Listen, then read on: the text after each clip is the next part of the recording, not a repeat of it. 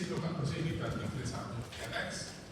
Kalau grade 2 luka agak lebar, tapi luka masih bersih grade 2. Dapatkan ya, ya. Ketiga, luka lebar mungkin ada tulang exposure. Setiap ada tulang yang keluar tidak boleh dimasukkan lagi ya. Ada ini sebagai masalah dokter bisa di luar nanti di jalan ketemu kasus, wah kemudian keluar nih masukin aja masuk lagi. Tidak boleh karena apa itu mengandung infektif ya, jadi harus dibersihkan dulu kamar operasi di treatment. Setelah bersih nanti baru dicek ada yang kecil, ada yang besar dimasukkan, yang kecil ya dibuang saja. Ya, kalau kecil dibuang, yang besar seperti ini misalnya ya dimasukkan lagi, kalau kecil pecahan yang kecil ya dibuang saja. Ya, dia masih bisa menutup kulitnya grade 3 ya. Ini grade 3B ini pun kotor ya, kotor sekali, kulit pun masih seperti bisa ditutup ya. Tapi ini apa kulit nggak bisa ditutup, ini kupanya kotor sekali ya, kotor sekali. Grade 3C, kalau ada gangguan vaskuler, ini ya, ini apa ini alat apa ini ada nggak? Pulse oximeter ya, dia sudah 0 ya, ini nggak ada angkanya, berarti 0 berarti dia ini sudah kepucatan ya, pucat ya, berarti dia kritikasi ada gangguan vaskuler atau enggak traumatik amputasi ya, ini maksudnya kritikasi atau ya. Ya next. Semuanya setelah selesai pemeriksaan lakukan look film, melakukan pemeriksaan penunjang radiologis ya, untuk tadi ya. Mungkin ada special position apel-apelan, misalnya pemeriksaan foto pelvis dia dengan apa namanya alat obturator misalnya seperti ya. Lalu belajar CT scan kalau ada gangguan vaskuler dilakukan CT angiografi, lalu laboratorium dan MRI. Tidak semua rumah sakit di Solo memiliki MRI ya. Ada beberapa rumah sakit tertentu saja yang memiliki MRI ya. Tapi kalau tidak ada ya dirujuk. Ya. Terus ini adalah contoh pemeriksaan CT angio. Kalau kita lihat frakturnya ini seperti ini ya. Ini ada episiolisis ya. Tetapi dalam CT di distal kepucatan, tidak ada pulsasi arteri dorsal pedis, kepucatan, ya saturasinya 0. Setelah dalam CT angiografi ada apa? Faktor poin terputus di daerah genum ya kita lihat. Jadi jangan lupa dasarnya pertama kali adalah pemeriksaan fisik look feel move, setelah itu penunjang fotoragen, bila curiga lagi dilanjutkan CT angiografi ya, kalian tahap-tahapnya ya. Jangan langsung CT angiografi, jangan langsung MRI ya, foto polos dahulu. Oke, next.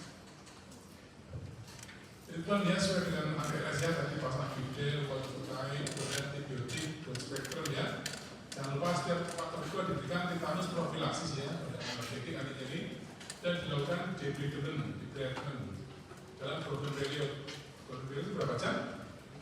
Kurang lebih 6 jam ya. Kalau dia lebih dari 6 jam, over golden period akan terjadi apa? Infeksi ya, dalam golden period.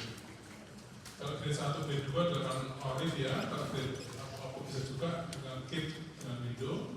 Grade 3 ref vaskuler bila ada gangguan vaskuler bila perlu amputasi ya. Oke, next. Yang itu ya semua grade 1, grade 2, grade 3 APS. Cephaloscopy durasi 1 ya 3 hari, untuk grade 2 3 hari, tapi ditambahin glucoside. Untuk grade 3 5 hari ditambahin antibiotika juga.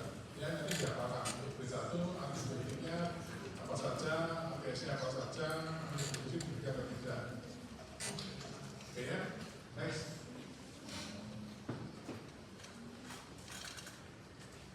Ya, ini ada debridement, buang benda-benda asing, buang jaringan yang mati, karena vaskuler, ya jaringan yang normal. Lalu dilakukan irigasi, pada prinsipnya adalah irigasi, ya. So dilution is solution, Jadi diencerkan nanti dia akan dilusi, ya. Terus, nah seperti ini ya, dengan air disemprotkan seperti ini ya, dia akan kotoran-kotoran akan keluar sendiri ya. Nanti ada pasir, ada kotoran apa, dia akan keluar sendiri. Terus, jangan lupa untuk prinsip penanganan fraktur ada 4 yaitu recognition, reduction, retaining, dan rehabilitation. Jawabannya ada 4. Recognition diketahui dulu frakturnya jenisnya apa, jenis frakturnya apa.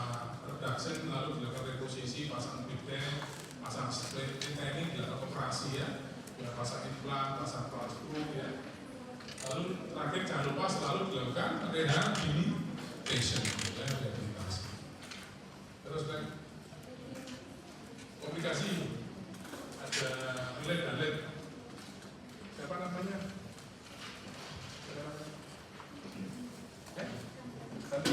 Pada fraktur ada komplikasinya beberapa. Komplikasi ada dua yang bagian, early complication dan late complication. Early ada apa misalnya? Ada yang tahu nggak? Early complication misalnya apa? Perdarahan, nyeri yang hebat. Apa early complication? Kalau late misalnya apa? Osteoartritis. Kalau yang akut ya early complication. Kalau yang late complication apa? Osteoartritis kronis ya late complication ya. Ada union, ada non-union, ada delay union, itu termasuk late complication. Nanti dicari apa definisinya delay union, non-union apa ya. Oke, next. Ini fraktur pada pelvis ya, banyak terjadi perdana karena banyak apa namanya vaskularisasi di sana ya. Idenya intraperitoneal amnion bleeding ya, sering terlambat diagnosis. Yuk, next.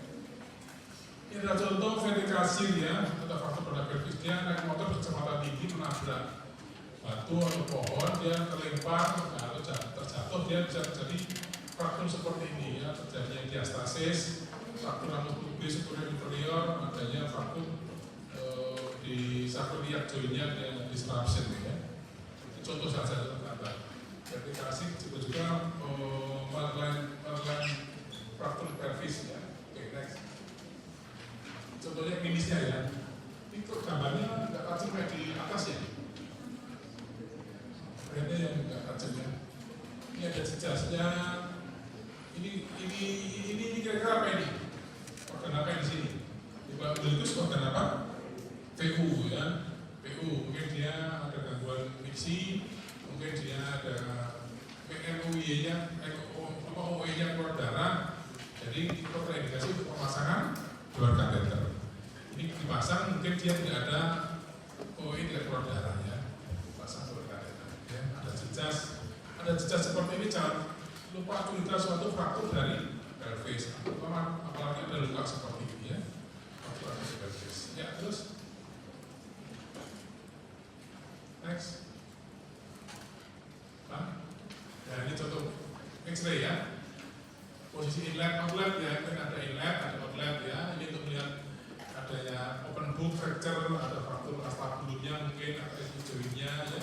Dibaca teardropnya bagaimana, sacroiliac cervical line, lalu apa ini center line, dinilai juga apakah ada discontinuity. Kalau ada discontinuity berarti ada suatu fraktur ya. Terus ini ya, rongga pelvis merupakan suatu rongga yang banyak vaskulernya. Jadi kalau tindakan pada fraktur pelvis adalah mengecilkan volume dari rongga pelvis supaya apa terjadi hematom, terjadi suatu penekanan pada sumber perdarahan. Kita lihat cara memasang pelvic binder, jadi dikecilkan volumenya, volume dari rongga pelvis dikecilkan. Ya terus, nah itu tujuannya adalah proteksi dari conformation, ya. Terus lalu, next. Pertolongan pertama dipasang pelvic binder ya, lalu bisa juga internalisasi tungkai bawah, diputar ke medial, lalu ditraksi tungainya ya. Next. Nah ini cara memasang pelvic binder ya, bisa dengan selimut, bisa dengan spray, bisa dengan jarit ya. Ini dipasang pelvisnya ke kanan ke kiri, lalu diklem ya, lalu ditarik kencang supaya volume dari pelvis mengecil sehingga perdarahan akan terhenti. Ya, terus ada videonya ya, bisa.